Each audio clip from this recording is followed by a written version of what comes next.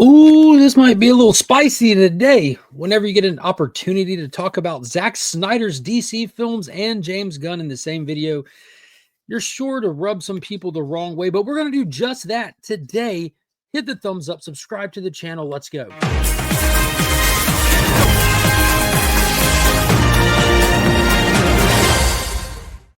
What is going on, comic fans? Welcome to the Legion of Comics. I'm Mark, and today I want to talk about the Zack Snyder, James Gunn relationship. And that's what it is. For better or worse, there's definitely a relationship there, whether it be professional working relationship or just their friends. Who knows? Who really knows? But we're going to look at some stuff because of the recent posts that went out on X and other social media accounts that kind of sparked my interest. I'm like, let's talk about that a little bit. Let's lean into it. Let's see what some people who will watch this video think about it, because it's no secret that the James Gunn DCU has definitely got people talking. A lot of people are excited about it. There's a lot of people not excited about it. And that's kind of what I wanted to talk about is that divide. You have this dedicated, hyped up audience for James Gunn that are kind of moving over to DC and following the creator over there, that are just ready for the new Superman, the new DCU, and defending it at all costs. There's been a lot of talk on social media as a trailer rolled out, the flying footage,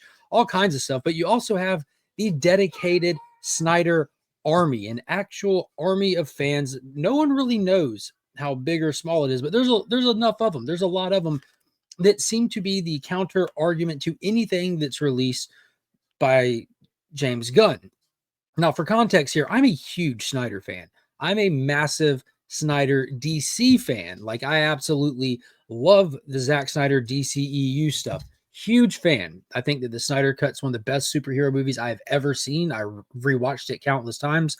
But at the same time, and this is where I think a lot of fans lose it, this is where they lose the plot, I'm also a James Gunn superhero stuff fan. I enjoyed Guardians of the Galaxy. I like his old indie style stuff.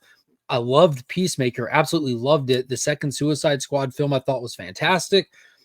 I am nervous about the upcoming Superman movie, though. I'm not sure if his style and tone can translate over to Superman unless he does something super creative and brings something completely different to the table.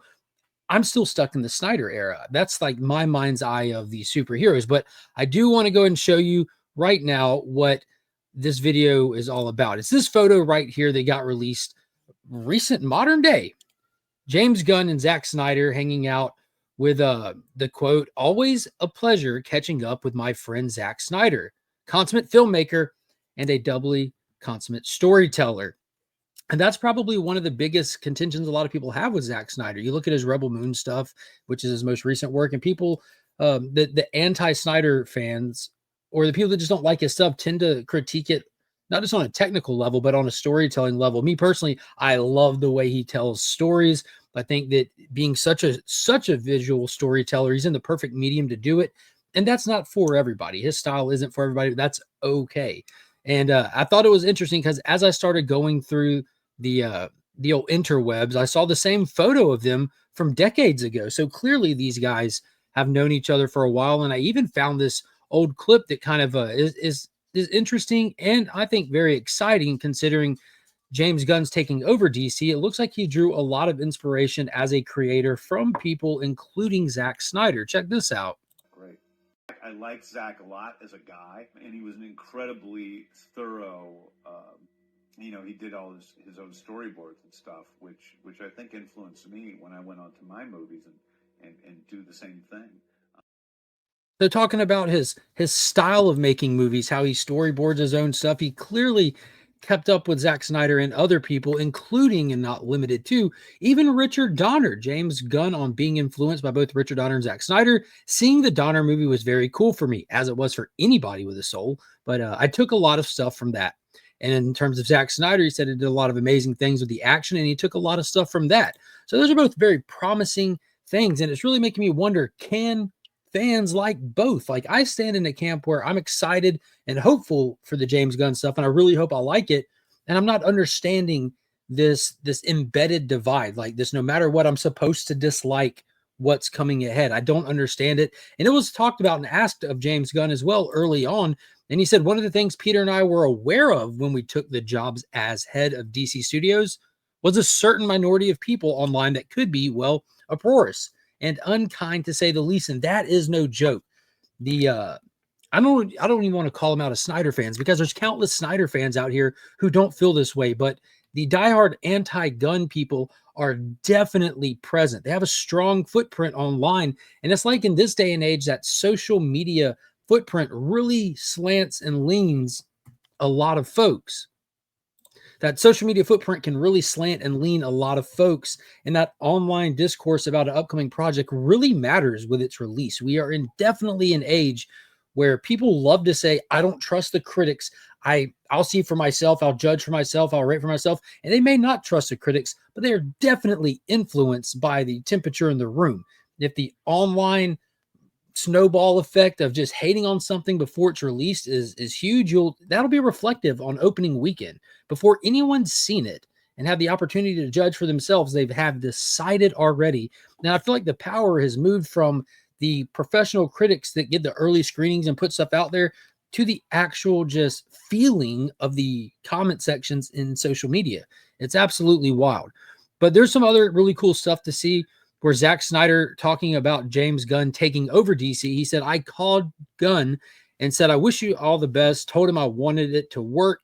And he also said if Gunn ever invited him to do a DC project, he'd be interested in doing a live action true adaptation of The Dark Knight Returns, which you can clearly see the influences in that in Batman v Superman. But clearly these guys get along. Like, to what degree and what level, they most certainly have a professional working relationship at the bare minimum.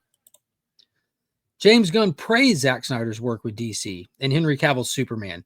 Nothing he did some exciting stuff in which a lot of ways influenced his own Superman. Again, like, he's leaning into this, praising the work of Zack Snyder. Gunn has previously, during the Brightburn press tour, acknowledged that he really likes Zack Snyder's Man of Steel.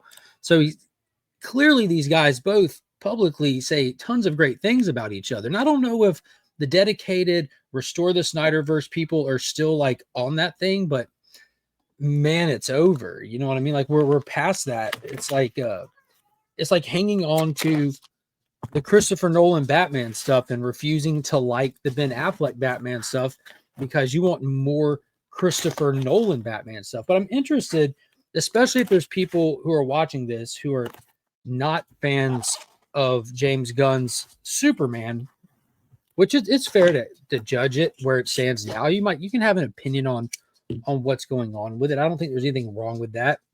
We have some footage, we have the suit design, we have the actor. You can have an opinion on all that. And if you're in the camp of not liking it, I'd be interested if you leave me a comment. Let me know what exactly it is. And now I am fully aware there is a large amount of people that used some old tweets of James Gunn's that were legit very distasteful and stuff from his indie days and making film and all that. And that's why they don't like him. And that's completely understandable. Completely understandable. Now, if that's the case, you got it. Yeah, like, no need to explain yourself. Fully understand. But if it's from a filmmaking perspective, I would most definitely love to know what your thoughts are from there. And while y'all type that, let me show you a couple of books that just came in the mail that I wanted to pair with this video. So I was very excited to get these. My homie Collecting with Durs, Adam Durs, he is the Mountain Dew flavored Monster energy drink behind the comic shop called Rupp's Comic. They have a massive warehouse full of stuff from years and years of accumulation. They also are the the art rep for Alex Ross. He does their eBay Live and their whatnot shows, and he sets up at conventions for him and does that kind of stuff. And he helps them move some of their books. But I picked up some stuff off my buddy Durs. Well, I picked up this right here, this amazing convention exclusive for Justice League of America number 10 with that Snyderverse. Let me get it out because that bag is, there we go, still bagged up. That Snyder's Justice League on there, just gorgeous cover.